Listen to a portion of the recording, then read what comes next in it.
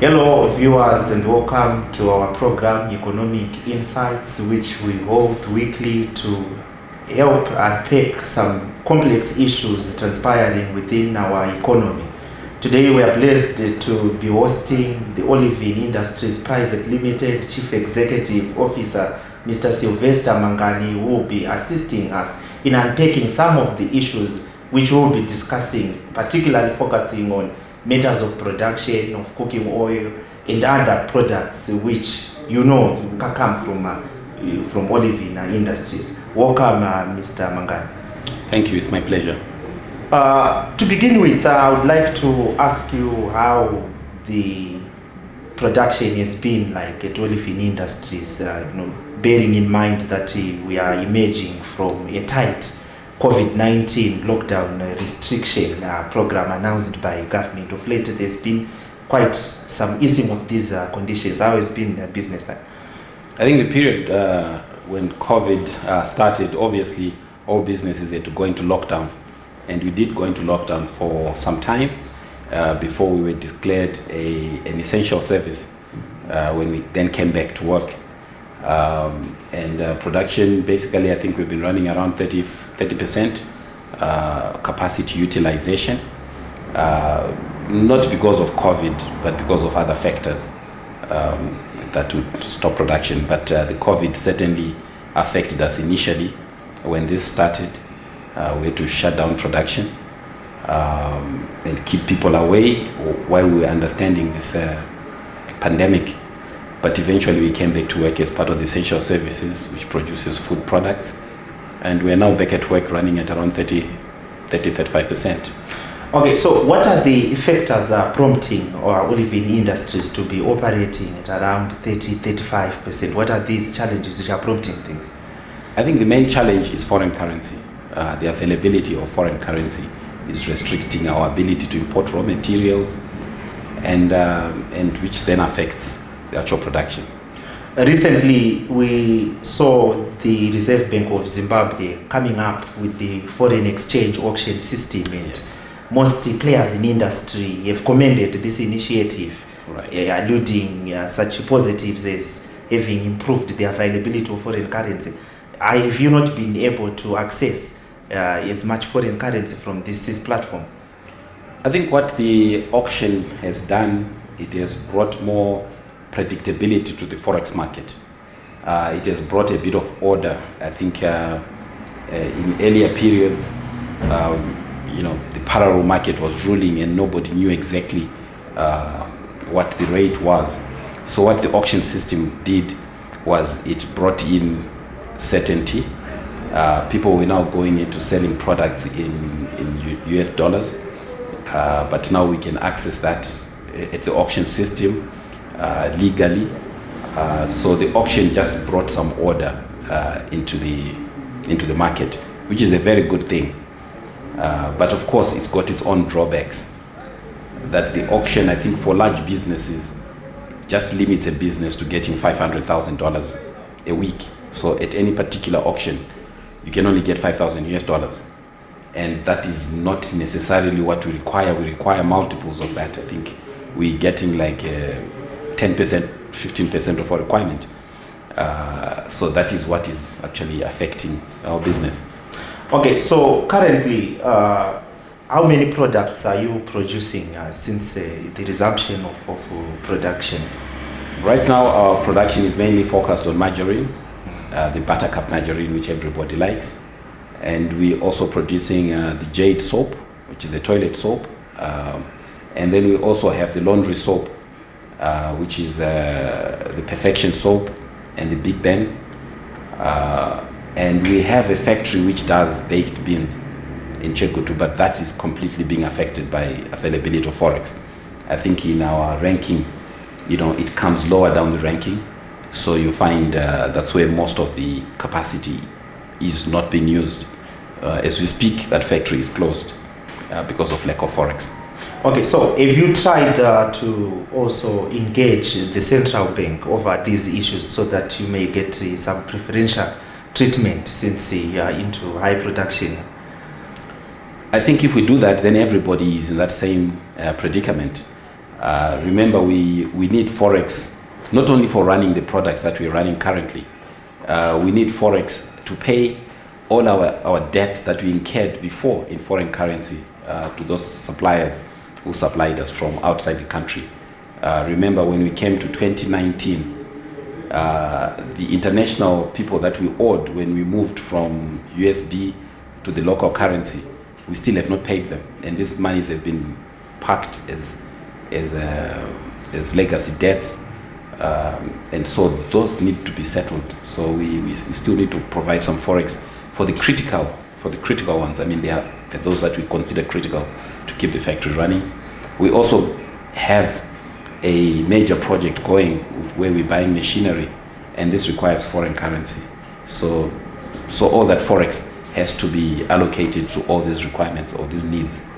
Okay, so how has been the uptake of these products? We understand that some of these products have been off the shelves for quite some time, and brands like Big Ben, and so how has been the response from the market?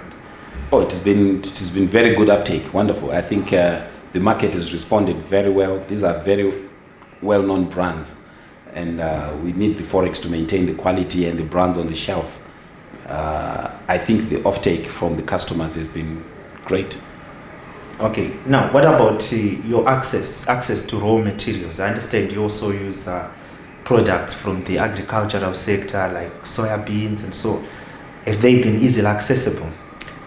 I think it's an issue that has been ongoing for a couple of years now. The issue of agriculture. I think our agriculture has not improved. It has come from times when the country used to produce upwards of 200,000 tons of soybean. Currently, we are only producing 36 tons. Even if you compare it to only 3 years ago, I think it has halved down to 36,000 tons per annum of soybeans. Now, this is hardly enough to produce any cooking oil. So most of the cooking oil that we're having to import crude oil from outside the country and convert that through our refineries to the cooking oil that you see on the shelf. So that to a large extent has actually affected availability of the product. And if you look particularly at Olivine oil, you find that you don't generally see it on the shelf, because Olivine oil is a blend of cottonseed oil and cotton oil. So the cotton has not been available generally. So it affects the availability of cotton oil, which affects the availability of Olivine oil, because it's used in the production of that particular oil. So now, are you supporting local farmers? Did you have any schemes where you support local farmers in order to beef up the soybean output? We have looked at the element of going into agriculture. We have actually looked at it in a big way. I think first of all, we needed to understand why that agriculture is not performing, and why are the local farmers who have the farms, why are they not farming? In that analysis, it's not us going farming. It's understanding the guys who already have the farms, why are they not farming? Yes. And one of the critical issues is to understand that farming is actually a business. It's not a playtime or something that you do without sufficient knowledge, sufficient working capital, and sufficient infrastructure that supports that kind of farming. You find, particularly if you look at soybean or maize, and the nature of our climate, we are in a drought-prone country. So the one thing that one has to do to ensure a viable crop is to have irrigation. So in the last 2 years, I think we've approached the government, we've approached the Ministry of Agriculture, we've tried to push everybody to allow us to have the foreign currency to import center pivot and irrigation equipment. But obviously it came back to Forex. That the country did not have enough Forex to actually outlay such a quantum, which I thought was very unfortunate. I think we need to invest in irrigation and agricultural equipment that's necessary to support these crops. Otherwise, you're shooting in the dark. You plant, then it doesn't rain, then you've lost all the input. So as a company, we did not want to take a gamble. either we're going to invest in irrigation, or we're not going to do the farming.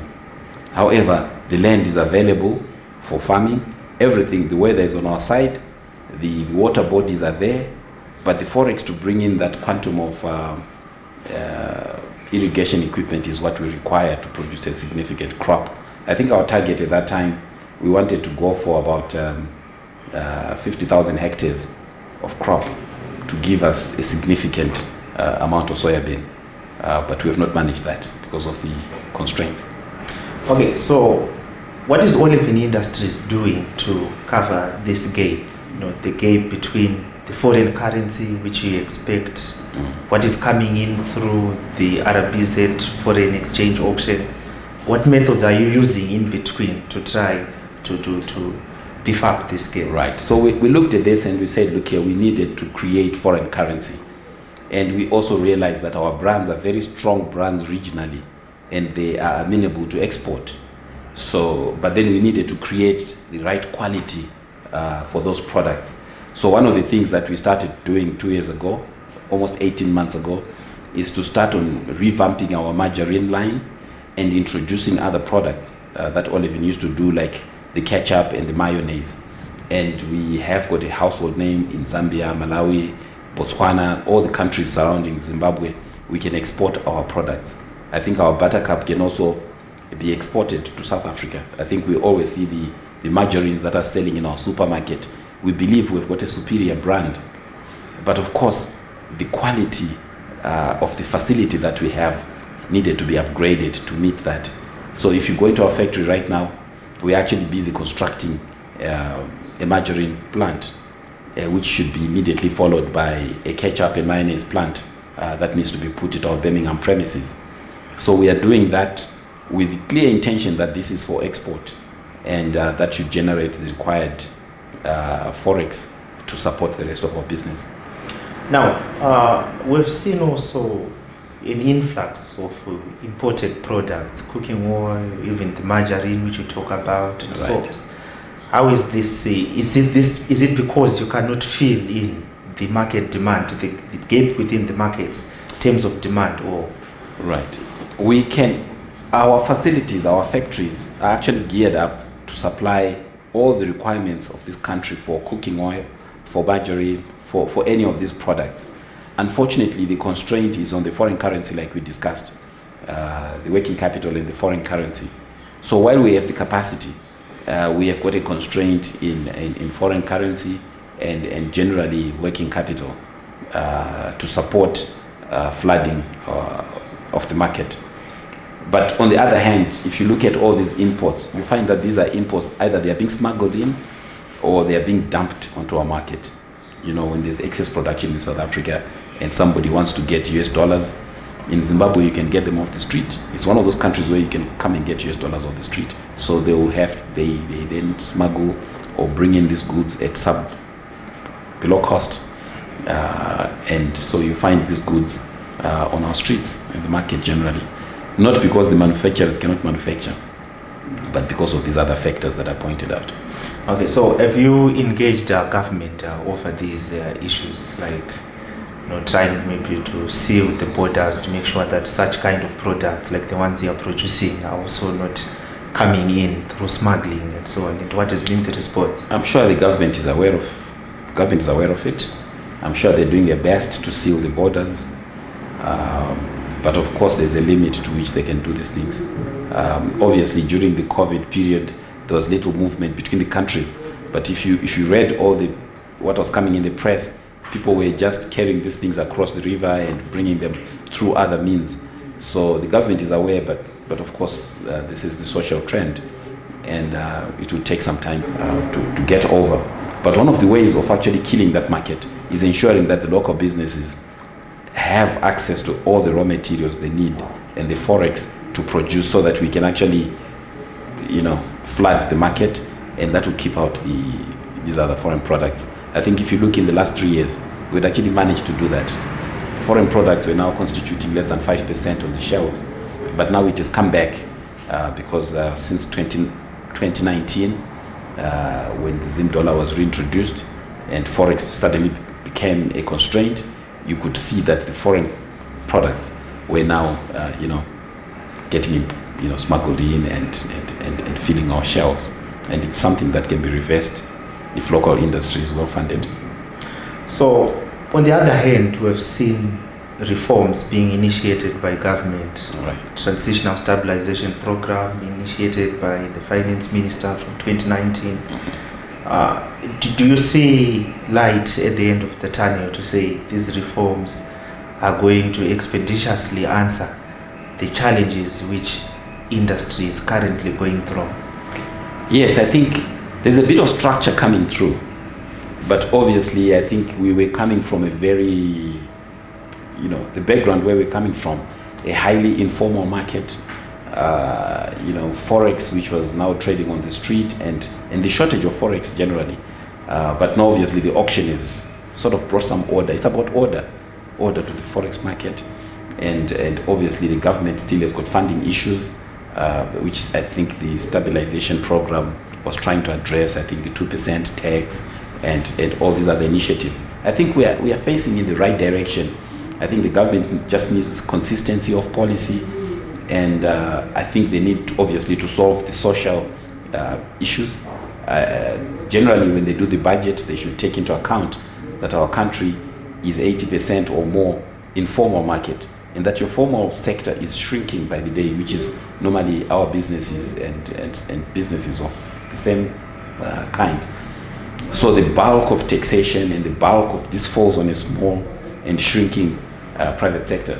I think we should recognize that we've got an informal sector, and generally as a country we should be in that form where people pay for the services that they receive, and I think taxation from that sector is something that the government can benefit from. So as we round off, government also announced the COVID-19 stimulus package to help ease the burdens which companies have been plunged into due to the pandemic. Right. How has this been with Olivine Industries? Have you managed to access this fund, and what issues have you seen? I think maybe the COVID was targeted at the vulnerable groups, and generally industry is not being considered a vulnerable group.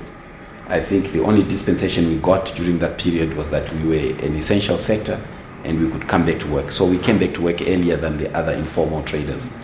But in terms of a COVID fund, I think that's more for vulnerable groups. And it's something that industry is not benefited from. Okay, so any reprieve that you have received from the Zimbabwe Revenue Authority, in terms of consideration of the time that have not been operating? That has not been addressed, of course. I think the only reprieve that came was that earlier, during that COVID period, I think we were allowed to trade in USD. So you could see people now starting to trade in United States dollars. I think that was a reprieve. It gave us access to foreign currency, and it got us quickly, running just before the auction period.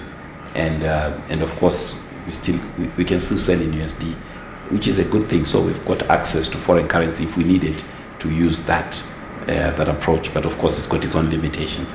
Okay, in 2016, we saw the coming in of a new shareholder, Sylvester, acquiring 49% stake, injecting around 7.9 million US into the company.